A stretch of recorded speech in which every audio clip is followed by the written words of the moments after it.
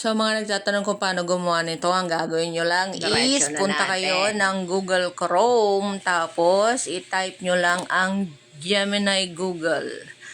Okay, tapos pag na-type na natin yan, eto na yung lalabas. Then, wait lang natin. I-click natin yung plus sign dyan. Tapos, lalabas itong upload files. I-click natin yan. Tapos, photos. Pagkatapos natin sa photos, eto na, mamimili tayo ng picture na i-upload natin. Pag nakapili na tayo, i-click natin yung select sa taas. And then may ilalagay tayo na caption dyan. Ilalagay ko na lang sa comment section yung caption ha. Tapos, i-wait lang natin yan.